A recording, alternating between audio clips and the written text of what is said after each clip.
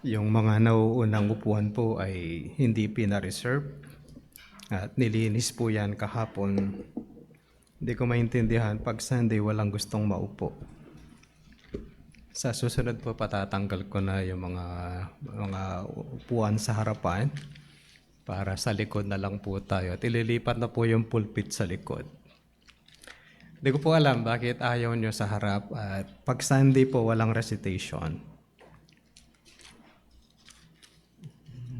But anyway, samahan niyo po at buksan ang inyong mga Biblia sa aklat po ng unang Korinto.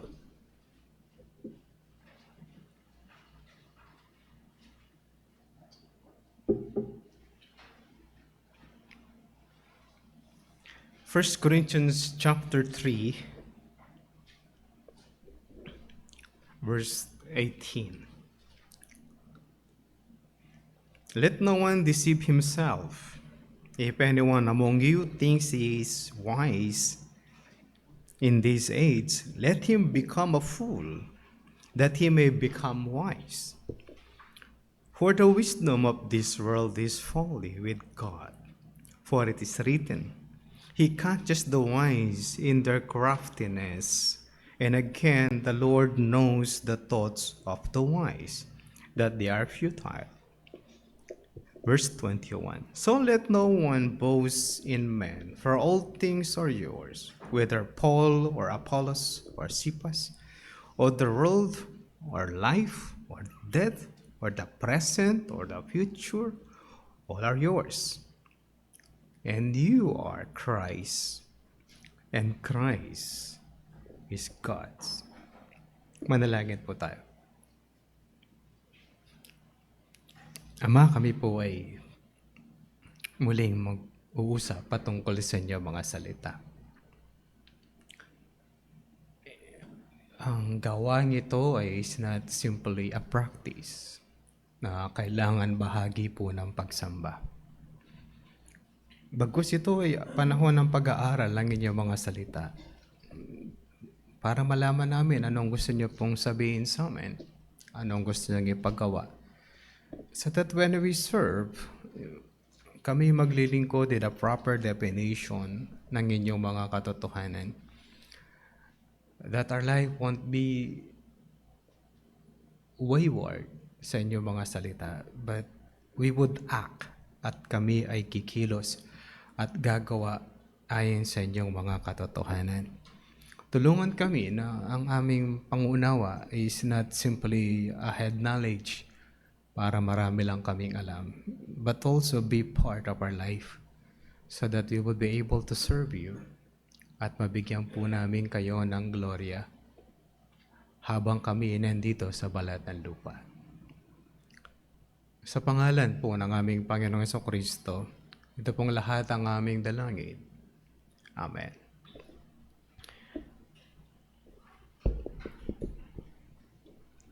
Ang mga simbahan ay nagkaroon po ng iba't ibang pamamaraan with their church administration. Meron silang tinatawag na congregational rule.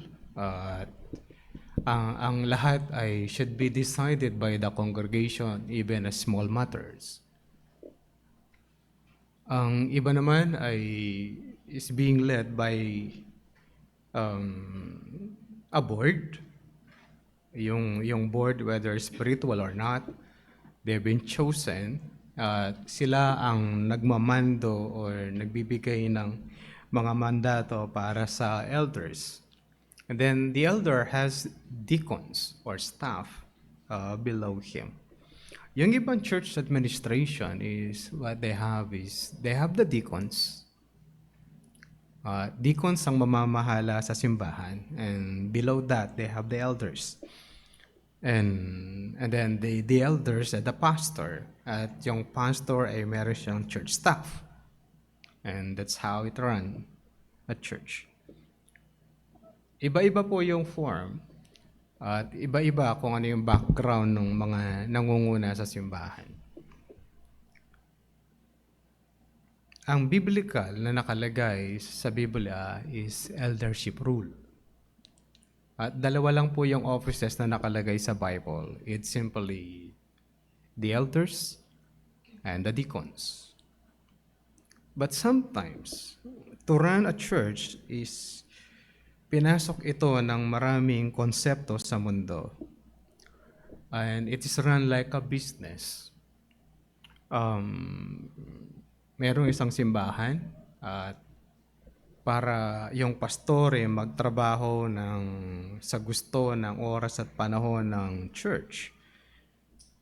They have an agreement na yung pastor ay sasahod siya ng 25 centavos per minute.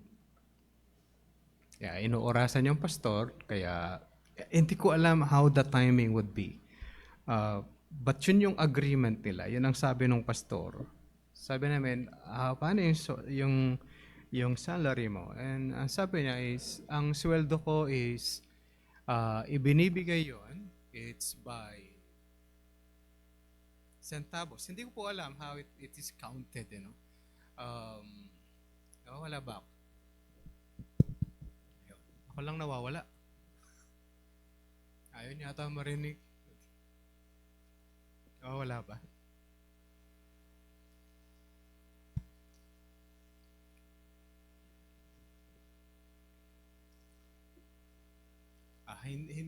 Wala pa rin.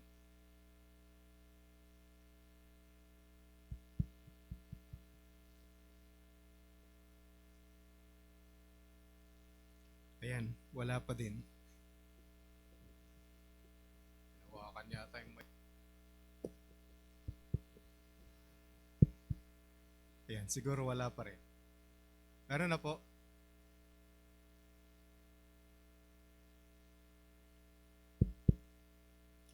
Tatampo yata yung mic. Meron na? Mahina lang. Lalakasan ko ba?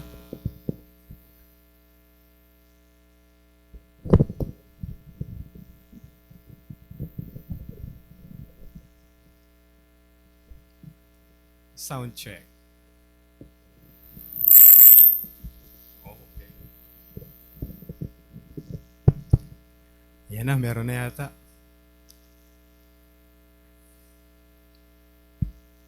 Okay na? Kung okay na po, di yata ako kilala ng mic.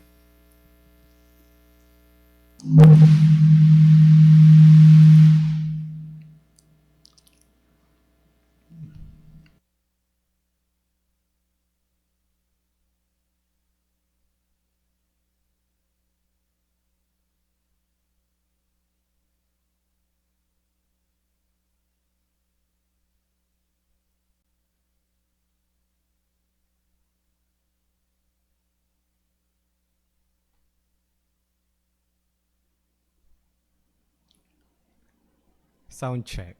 Mic test, sound check. Ayan, meron na po. Sana hindi magloko.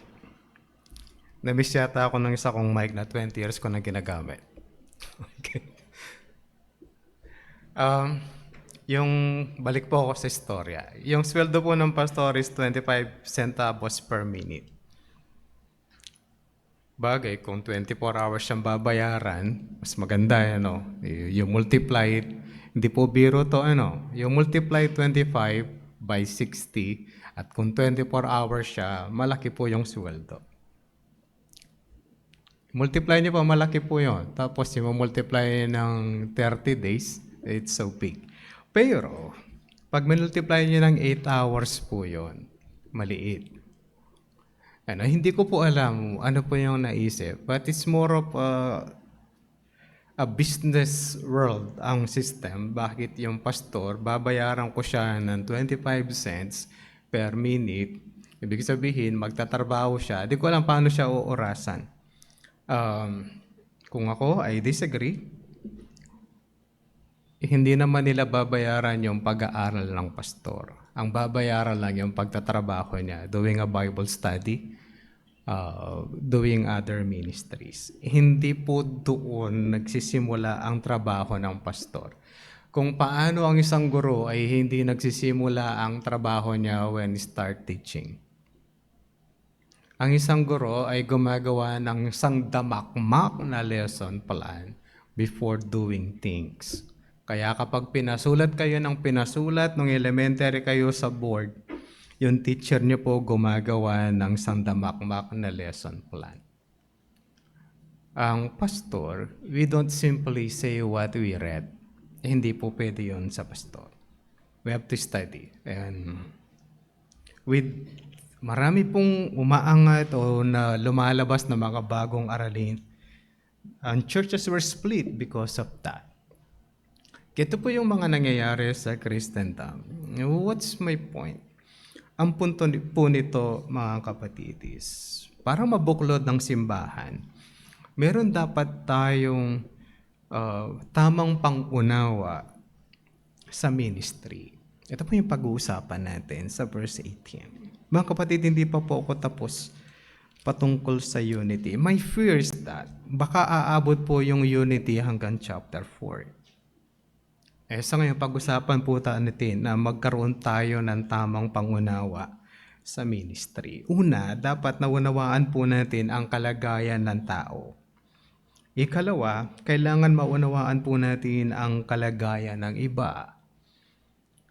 Dapat din maunawaan natin yung ibinibigay po ng Diyos sa atin. At yung ikaapat, sinong namamahala sa lahat.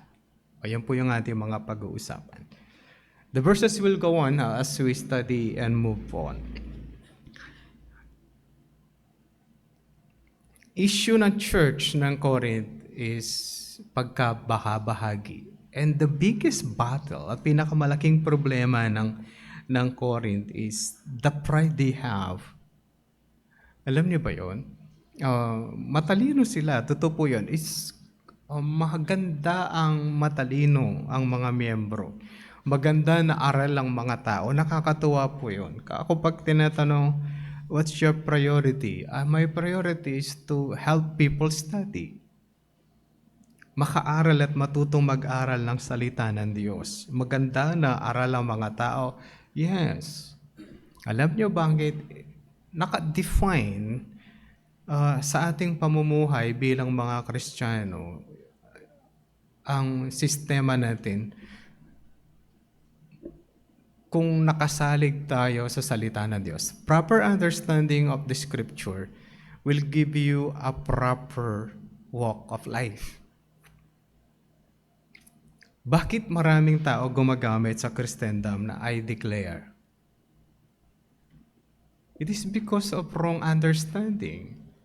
Alam niyo ba, pag sinabi mong I declare,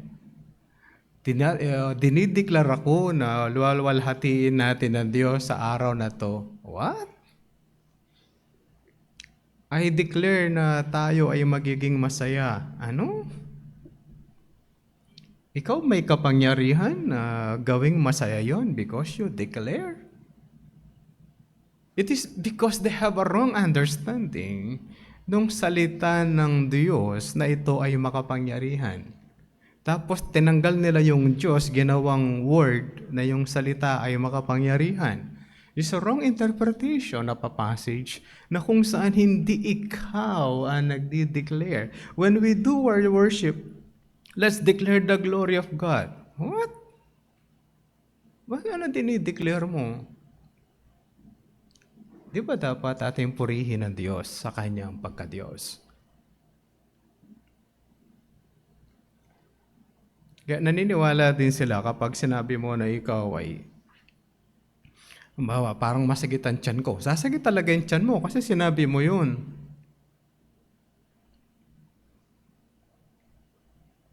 Tama ba yun? Does the science agree with it?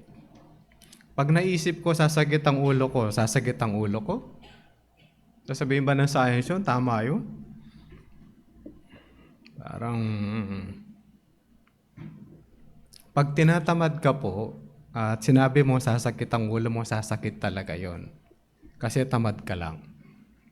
Hindi dahil masakit ang ulo. Kaya mga kapatid, pati sa Christendom pumasok po yan. Ngayon pag-usapan natin, bakit ko kailangan maunawaan ang mga tao kasali sa church? Tingnan niyo po ang verse 18. Let no one deceive himself. Wala daw dapat na dinadaya ng tao ang kanyang sarili. Bakit? If anyone among you thinks he is wise in this age, let him become fool, that he may become wise. Alam niyo anong concern ni Apostle Paul? Ang mga tao o mga Kristiyano sa Corinth, sila ay nagiging matalino sa kanilang sariling pangunawa at hindi sa salita ng Diyos. Yun po yung sinasabi niya dito, na akala ng iba sila ay matalino. Totoo yun, matalino sila sa kanilang sariling larangan. Halimbawa, Pastor, hindi ba maganda yung mga tao? Halimbawa, magaling sa science. Totoo yun, maganda po yun. Mga estudyante, we want you to study carefully. Maging pantas kayo sa paaralan, maging matalino kayo sa paaralan. Maganda ba yun? Yes. Pero pag pinag-uusapan ang salita ng Diyos at gagamitin natin yung mga bagay na sistema ng mundo. System po yung sinasabi ko, no? Hindi po kaalaman sa mundo. Yung sistema ng mundo. Pag ginamit natin yung sistema ng mundo sa loob ng church, dito tayo nagkakaroon ng problema. Akala ng iba, they are wise. Alam di ba kung ano yung pinanggagaling ang salita ng full dyan sa ESV? Moron. Diyan nanggaling yung salitang moron. Ang sinasabi niya dito, sabi na, let no one deceive himself. If anyone among you thinks he is wise in this age, let him become a moron, that he may become wise. Yung sa tingin ng mundo, ikaw ay bobo at walang alam. Sa world system, tingnan niyo, sa overreaction ng mga tao patungkol sa eldership rule, alam niyo yun, gumawa sila ng system to control the eldership rule. At para makontrol nila yung pastor, they made a board. Ngayon, kung mag-i-involve ka doon sa church, then you have to tell the board. Sa iba naman, para may magawang desisyon, kailangan desisyonin ng church. And that is congregational rule. And that is also defective. Na yung congregation ang magdi-decide at yung mga elders ay walang desisyon. Unless the elders were putting the decision to congregation so that they won't be blamed. Are those system good? Ang problema natin sa Bible is simply elders and deacons ang namamahala sa church, not the congregation. Kaya pag congregational rule, may problema po yon. We do congregational rule because we don't trust elders. And the elders can't rule in their own system. Sa isang banda, duwag. Walang alam, walang kakayanan to lead. Yung problema ng mga ganon na kapag hindi agree congregation, we don't do it. Whatever it is. Dapat ang nagmamanis ng church is the congregation. Ito po yung mga pumasok sa lahat sa mga simbahan. No, kapag inaral niyo po ang church administration, marami kayong mababasa na alam niyo yun? Parang merong isang church, yung pastor ay tinanggal ng church. Sinabi ko na po sa inyo, tinanggal yung pastor sa church dahil sa 10,000 o 1,000 na love gift sa mga estudyante. Dinesisyon na ng board. Ang siste, parang hindi alam ng pastor, parang lumalabas na ninakaw niya yung 10,000. Samantalang yung pastor, ang nakukuha niyang love gift and benefit every month sa church is 500,000. Hindi ko alam kung bakit nanakawin pa niya yung 10,000 na ibinibigay niya sa mga estudyante ng Bible School para meron silang pamasahe at baon pagpunta doon sa dorm.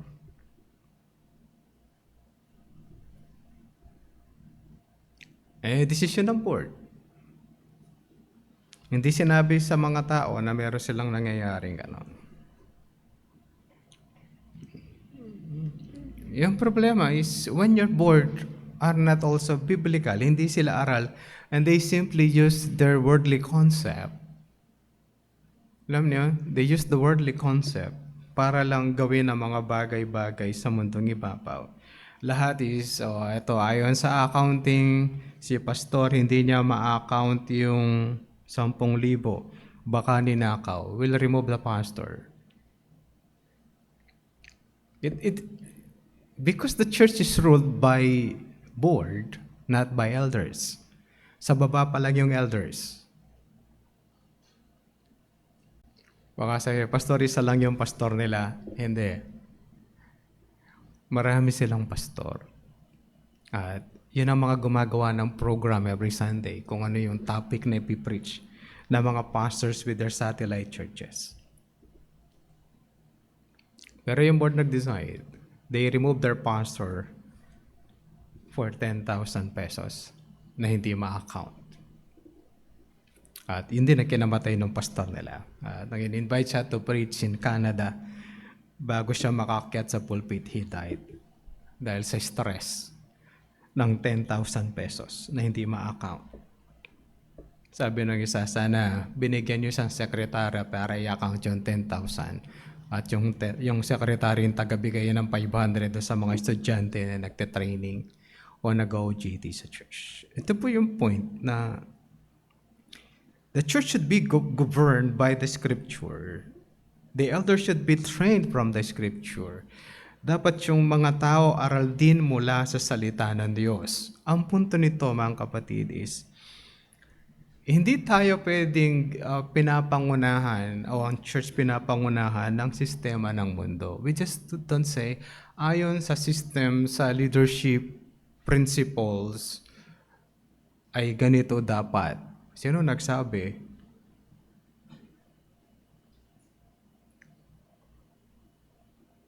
Sino nagsabi dun na dapat yun? Ano yung biblical principle na meron tayong mahanap? Pastor, okay lang ba na isa lang ang elder? No. Even a pagan Jethro don't agree with that with Moses. Anong sabi ni Papa Jethro? Sabi na kay Moses, lahat ng taong yan ay pupunta sa iyo ngayong araw? Oo, at ako'y magja-judge sa kanila. Sabi ni pagan Papa Jethro, hindi pwedeng ganyan. Hindi pwedeng ikaw lang kakausap sa lahat ng yan. Dapat maghanap ka ng mga lalaki who will lead, who has also the Spirit of God. Hanap ka sa kanila and then pababa ng pababa. Tapos yung iba ang makikipag-usap doon sa simple issue. Yung mabibigat sa iyo. Hindi pwede siya nag-iisa. That's why we're looking for elders. Ayun po yung mabigat sa atin. I'm still looking for elders who will step up. Dahil yung kabigatan po nun. Baka iniisip niyo, pastor, leader, we need elders. But no one has a desire for that sa church. Kaya pag ako tinanong, what's your failure? We don't have elders aside from me. Yun yung po yung pinakamabigat sa akin. Magre-retire ako without a co-elder. At kung failure ako, that's a failure. And I can't say that I have a ministry na nag-progress until today. Yun po sa akin. Yun yung pag namatay ako, kung meron akong kalulungkot is walang nag-step up to become an elder. I can't see that I am an effective minister of a church.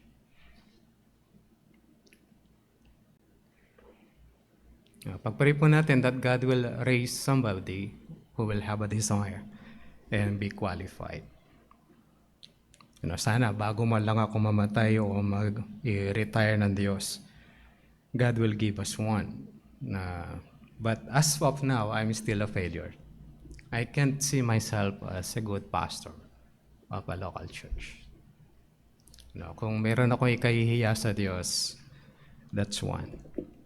na hindi ako nakapagturo ng maayos sa church for 24 years. Magta-25 na niyan sa October.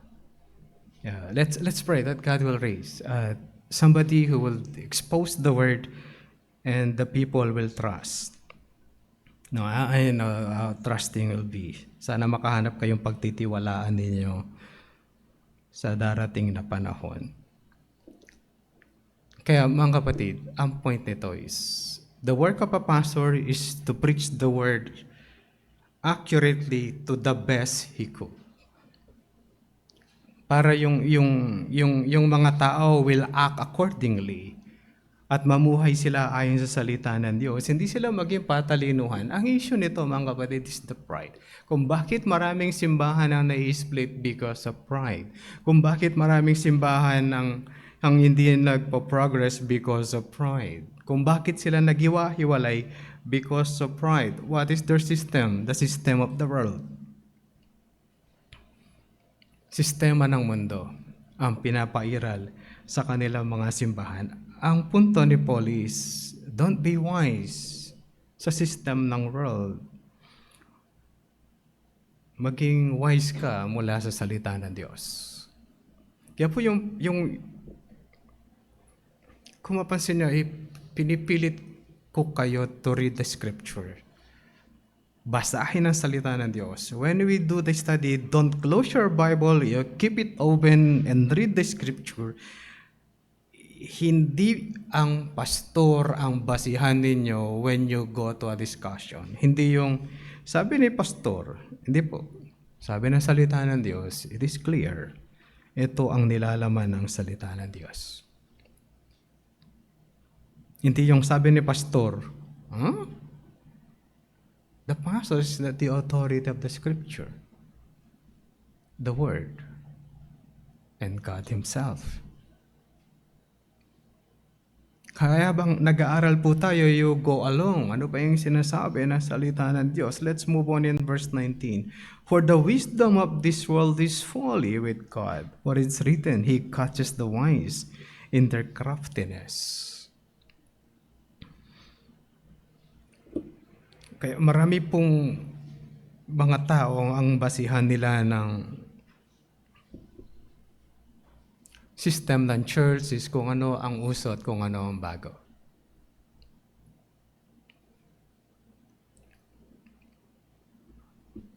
Sabi ng iba, pastor, yung drums ay maganda. Ang problema minsan ng drums is when the drums exceed other equipment, hindi siya nagiging balance sa music. Pero maganda ba may drums? Yes. Sabi ng iba, ng mga reform sa Pilipinas, dapat walang drums. Dahil hindi yan na nakasulat sa Biblia. Sa New Testament po yun, hindi sa Biblia. Pag sinabing walang drums sa New Testament, hindi po nagdadala kasi ng drums ang Panginoong Jesucristo nung kumanta sila sa upper room. Ikalawa, yung upper room, malaking kwarto po yun na pag-aari po nila John Mark. Walang drums doon. Hindi po kamukha ngayon na karamihan ng mga bata, gusto nila meron silang drums. Kakabili ng drums yung mayayaman, pero yung mga mahihirap, wala. Ang drums, pastor, ay pwedeng gamitin sa simbahan ayon sa Old Testament, yes. As long as it helps, nakakatulong siya para ma-enhance yung worshiper to give proper worship. Pero pag kinakain ng drums yung ibang equipment, I don't think so. It's a balance. There should be a balance in it. Na parang hindi makakasamba yung tao pag walang drums. Kung bakit? Pastor, okay lang ba yung tambourine? Yes. As long as magmamat sa music. Tambourine dancer, they are disturbing. Kaya kung gusto may sumasayaw, di lagay po ninyo. I don't think so that they enhance worship. Hindi ko po alam. At paulit-ulit lang naman ang move po no. Na itataas niya, tapos iikot, tapos iikot siya. Tapos ibababa, tapos iwawagayway niya ulit. As long as the tambourine help the music. Yan naman po yung purpose ng tambourine. Kaya nilalagay lahat po ng equipment. Pastor, kung meron lahat ng equipment, gusto mo? Kung merong magbabiolin, why not? Kung merong magta-trumpet, why not? Di ba maganda yon? As long as they blend the music. Pero pag hindi na kayo kumanta, it disturbs the worship. Gaano karami ang linya ng Bible na kumakanta yung singer? At gaano karaming linya sa Biblia na binabanggit niya yung equipment? Ilang verses nakalagay sa Bible kagamit ng drums? Ilan nakalagay ang cymbals? Ilan ang nakalagay na kumanta sila? 150, sampa lang. Di pa kasama yung iba. Di pa kasama yung ibang awit ni David. Sa Chronicles, iba pa yung mga kanta ni Moses. Hindi pa nakalagay yung kanta ni Miriam. Di rin natin alam anong kinanantang hymn ng ating Panginoong Jesucristo in the New Testament. Kaya, nagkakaroon ng, bakit ko binoborotap ito? May issue ang Pentecostalism using equipment na gusto nila, they want it to be emotional. Wala pong problema doon. We want to be emotional in worship. Bakit? Kumakanta kang may katuwaan, mukha mo hindi kasali. Fake po yun. It's not real. Kaya ginagawa po ng Pentecostalism is they enhance that and they put something on it para ma-boost ng konti ang emotion. Ang sasabihin sa iyo ng mga Baptist, we need the lyrics, not the emotion. Pag nakakita po kayo sa leader ng Baptist na totoong Baptist, you'll have a different view of how they sing. Kapag natama yung kamay nun sa pulpit, magigiba yung pulpit. Pag nakakita kayo ito, how they lead the music. Mga kapatid, kasama yung emotion? Yes. Pero pag sinabi natin, sana walang ganito kasi wala sa New Testament. Meron akong kaibigang pastor, sabi nung isang, nangaral siya about worship sa isang conference. Tapos may lumapit na babae sa kanya. Pastor, meron akong libro at binigyan siya ng libro ng regulative principle. Pakaglabasa mo yan, baka mabago ang iyong pananaw sa worship. Ito po yung sinagot ng pastor.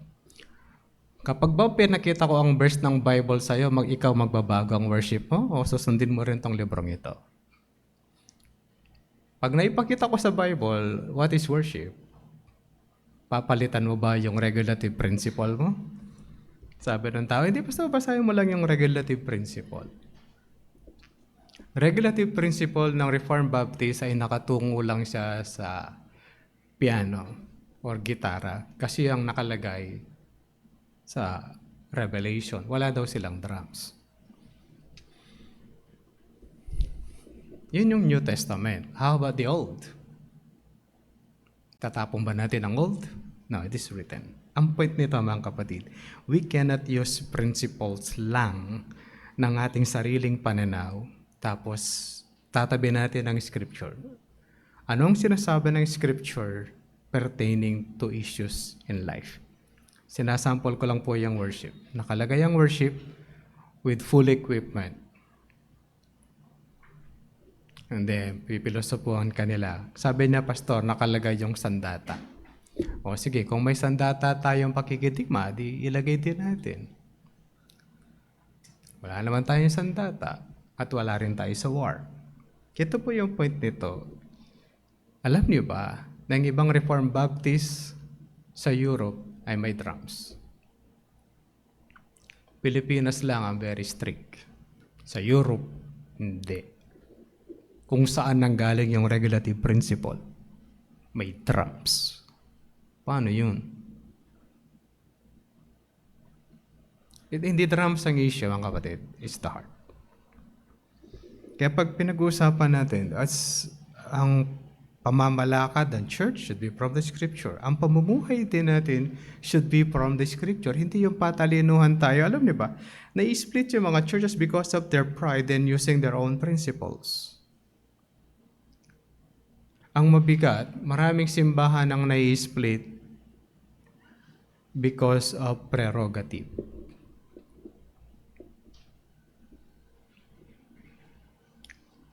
Not because of the doctrines na meron sa salita ng Diyos. Ituloy po natin. Kaya ito po yung pinag-uusapan natin. Tamang pangunawa sa sarili, ako ba ay namumuhay at ang aking pananaw sa buhay ay nakaayon ba sa salita ng Diyos o ako ay matalino sa mundong ibabaw?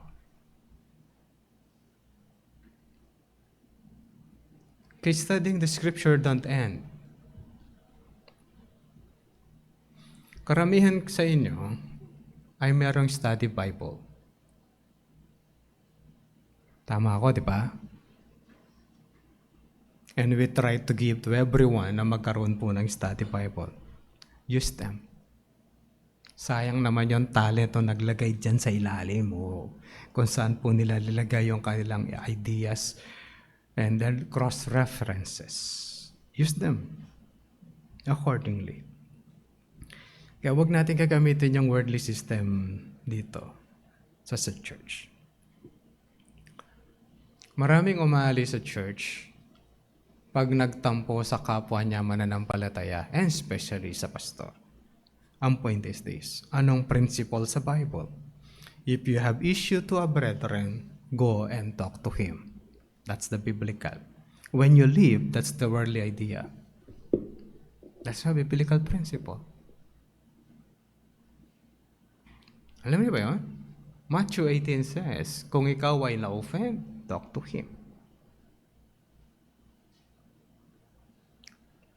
Pero ang pinakamabilis na solusyon sa Pilipinas, when you're offended, you leave the church.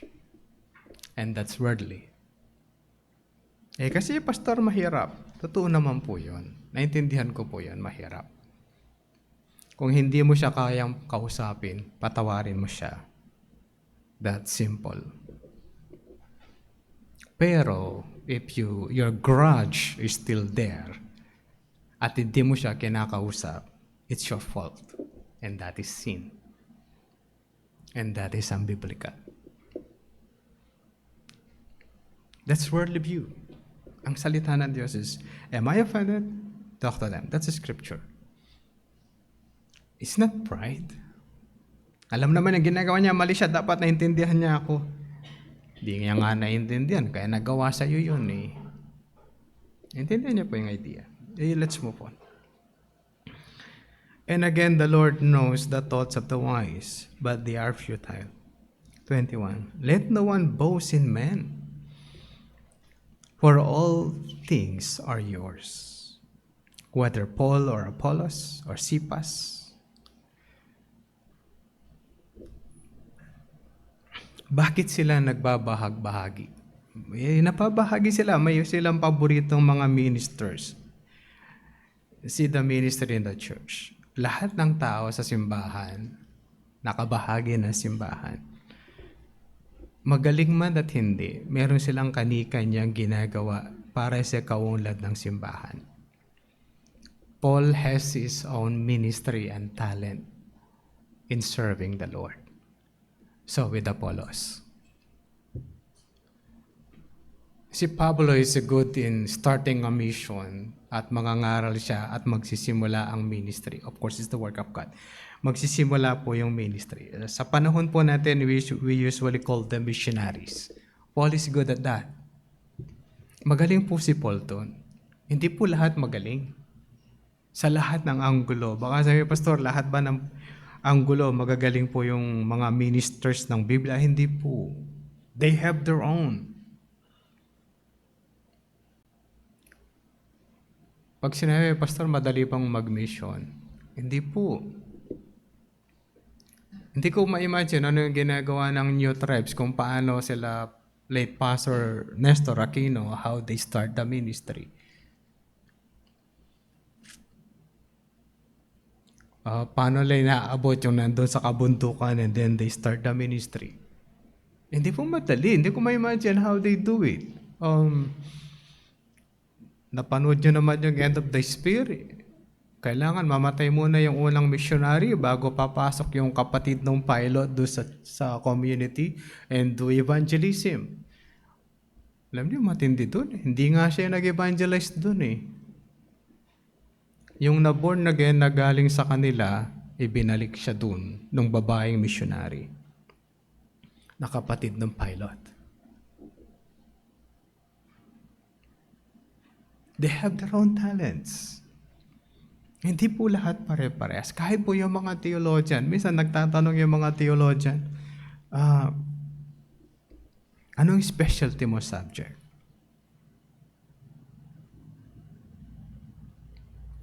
Minsan nagtatanongan sila, nakarating sila sa pangalang Noel Espinosa. Anong specialty ng Noel Espinosa? Magugulat kayo, is end times.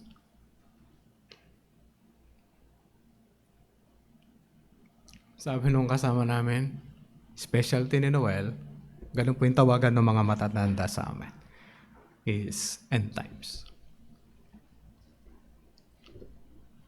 Hindi siya magaling. Hindi ibig sabihin hindi magaling po sa ibang subject yun, magaling talaga. Pero pag tinanong siya ang pinaka-paborito na subject at pinaka-magaling siya para sa kanya is the end times.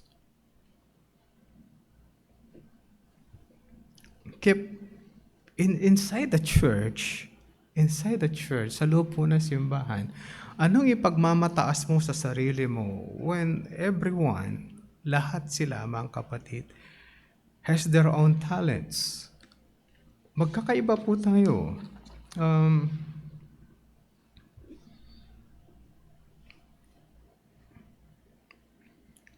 Sinasabi ko sa inyo, hindi ako marunong pumasok sa music.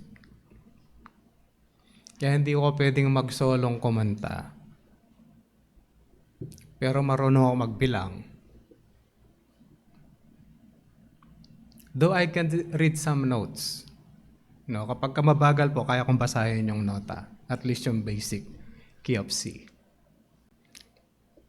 Okay? Nahihirapan ako doon sa bass clef. Mahirap siyang basahin. Pero doon sa taas, marunong po akong magbasa. Kasi nasanay ako doon. Kaya pag nagsasong lead ako, as much as possible, meron akong piyesa na may notes. Pero kaya kong bilangin, kailan papasok. Pero hindi ako magsasolo kahit marunong akong bumilang. Baka bumagyot, bumaha. Mga kapatid, iba-iba po tayo ng ministry. What we need to do is to realize at maisip natin, anong ministry niya? Anong ministry ko? How can we help one another in this? That's proper understanding of others. Si Apollo may sariling talento. He's a good orator. Yun ang testimonya sa buong sa Bagong Tipan. Apollos is a good orator. Si Pablo is a good man quoting from the Old Testament. Si Cephas, mahirap siyang maintindihan how he quote. Alam niyo ba ang hirap-hirap ni Pedro when he quote lines in Peter? Hindi po yung pagsipol ang nag-quote. Almost literal yung pagkakalagay. Pero pag si Cephas, alam niyo, kailangan mong unawain yung kanyang sinasabi, yung kanyang quotation. Pero ang sabi ni Cephas, which is Peter, sa first aklat na Pedro, sabi niya, merong mga sinasabi si Paul na mahirap maintindihan. Sabi niya, siya pa yung nagsabi talaga no?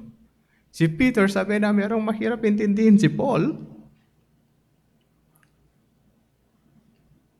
Pero hindi niya minamaliit si Paul. Hindi rin minamaliit ni Paul si Peter. Hindi niya sinasabi kay Peter, Peter, ikaw yung leader ng church, mas magaling si James sa'yo. Mas matalino. Hindi sinasabi yun. They have their own talents. Yung kapatid ng ating Panginoong Jesucristo kay Mary is a wise man. And he's a man of prayer. Kaya sa kapapanalangin niya, tinulak siya doon sa temple, nahulog at namatay doon sa baba. Hindi po nahulog kasi wala naman siyang issue sa blood control. Tinulak, nahulog doon sa baba. Kaya mga kapatid, we should understand ano ang specialty niya, saan siya magaling, and then do not compare one another with one another. It is not good in the church. Yung kumparahan ng ating kakayanan ay gawa po yan ni Satanas at ng mundo. And that don't glorify the Lord. Gayun din mga kapatid, ano ba yung pag-aari kasi ng mga mananampalataya? We'll move on. 22. Whether Paul or Apollos or Cephas or the world or life or death or present or the future, all are yours. Iniligay ang lahat ng ito, mga kapatid, sa pagdating po ng panahon. Ang mundo ay sa mga mananampalataya. Pastor, bakit ngayon parang hindi atin? Yes. Hindi ito yung mundo natin. This is a decaying world. Hindi naman nagbago ang second law of thermodynamics. Everything will go to zero. Pag sinabing everything will go to zero, lahat ng bagay pabagsak. No wonder, kahit na gaano kaganda po yung building, it will be condemned eventually in due time. Pastor, kahit gaano katibay, tanungin niyo po yung mga engineers. Eventually, magdidicay po yan at babagsak na kailangan palitan. Katulad po nung Bataan Nuclear Power Plant. Hindi pwedeng i-revive ang Bataan Nuclear Power Plant.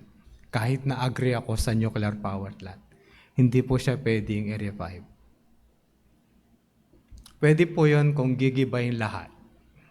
Ibig sabihin, ilabas nila ulit yung lupa, tanggalin lahat ng bato, then restart ulit ang Bataan Nuclear Plant. Alam niyo bakit? 1985 o 1984 tapos na po ang Bataan Nuclear Power Plant. Gaano ba katagal ang nag-i-stay ang sementong matibay? Kapag ang radiation o ang pader may crack, lalabas ang radiation. Sunog tayo. Palagay niyo, pwede pa ba yung more than 30 years old o 40 years old na power plant to be used again? No. Destroy everything, remove the reactor, gawin sa simula, baka pwede. Gawin mo na lahat yun. Pero re-revive, because this world is decaying. Pagdating ng panahon, we'll be with the king in the kingdom with the Lord. At ang di lahat ng lahat ng hindi mananampalataya itatapon ng Diyos sa impyerno. Isa pa mga kapatid. Dapat magkaroon tayo ng tamang pananaw kung sino ang ating pinaglilingkuran. Ang sabi niya, all are yours and you are Christ and Christ in God. Ang point ito ay you are in Christ and Christ in God. Ang mga mananampalataya ay hawak ng Diyos at sakop ng Diyos ang lahat. Kaya hindi tayo pwedeng, alam niyo, para ka namumuhay sa sarili mo na parang ikaw ang Diyos. Ang Diyos ang namamahala sa ating lahat. Siya ang ating boss. Siya ang ating pinuno. Nais kong samahan niyo po ako sa John 17.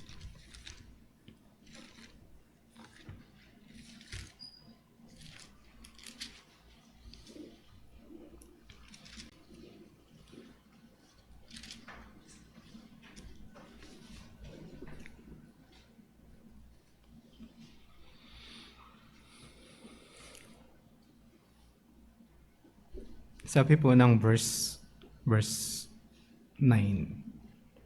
John 17:9. I am praying for them. I am not praying for the world, but for those whom you have given me, for they are yours. Ang lahat ng binigay ng Diyos kay Jesus Christ ay pag-aari ng Diyos. At mananampalataya po yun. Hindi po lahat. Intindihan niyo ba? Hindi hindi lahat ay ibinigay ng Diyos kay Jesus Christ para magkaroon ng relasyon sa Kanya. Verse 10, all mine are yours, and yours are mine, and I am glorified in them. Ang pag-aari ni Kristo ay sa Diyos. Ang pag-aari ng Diyos ay pag-aari ng ating Panginoong Jesucristo. At ang pinag-uusapan ay mananampalataya. Ikaw ay pag-aari ng Diyos. At ang pag-aari ng Diyos ay hindi dapat nag-aaway-away. Verse 21. Verse 20, to start lang the paragraph. I do not ask for this only, but also for those who will believe in me through their word. Ang idea is mayroong mga mananampalataya, that's the 12 disciples, 11 actually.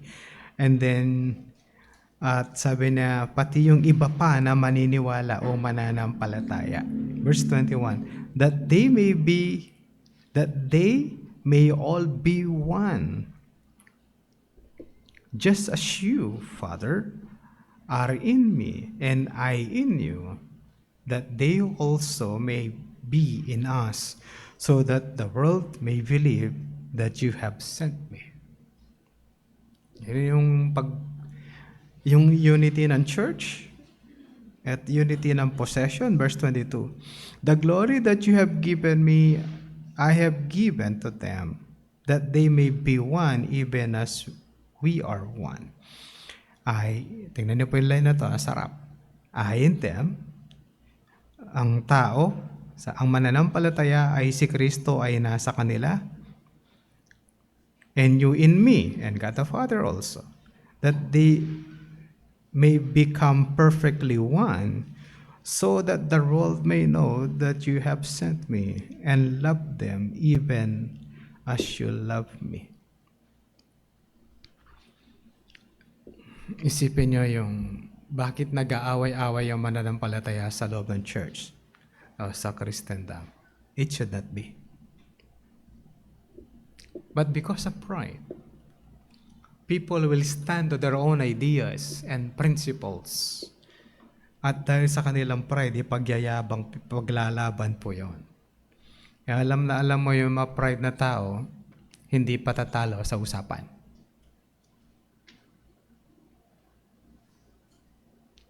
Pag hindi nagpapatalo sa usapan, sama na pride. Pastor, tama naman talaga ako. Okay. Sige. Hindi lahat ng panalo sa usapan, panalo. Tapos mag-aaway na kayo. Tapos na ang friendship nyo. Because you battle for your pride. Kaya mga kapatid, lagi po natin tatandaan. Ano ba yung kalagayan ko sa harapan ng Diyos? Ano yung pananaw ko sa sarili ko? Am I prideful at matalino ako sa mundo at hindi sa salita ng Diyos? Paano yung mga tao sa paligid ko? Is their ministry? Nakikikumpara ba ako ng ministry sa iba? I am better than them? Or we complement each other? Ang mahirap pala, hindi ka nagmi-ministry. Hindi ka naglilingkod. How can you complement when you don't if you are not part of the ministry? Ang gusto mo, Sunday attendee ka. How can we do that? Alam mo, parang sa music, part ako ng music ministry, nasaan ka? Basta part ako ng music ministry. Paano ka mabiblend if you are not, hindi ka kasali dito? Basta tumutugtog ako sa isip ko. Is that ministry? Baka kala, Pastor, ikaw naman. Ganon din naman ang pananaw natin sa church, di ba? O hindi ako attend ng simbahan, pero magsisimba ako sa Espiritu. Kailan ba dumating yung Espiritu na yun sa inyo? Dumating ba sa bahay mo? My spirit is with you.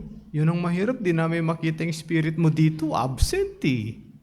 When you say your spirit is with us, nasaan kaya siya dito? O, tingnan nyo, baka yung katabi nyo absent, nandyan yung spirit niya at mamaya mayayain niya magmerienda. Wala, pastor. Wala nga eh. Hindi pwede yung I'll be with you in spirit. Ang spirit na totoo, ang banal na spirito, it will be with us. Pero yung spirit mo,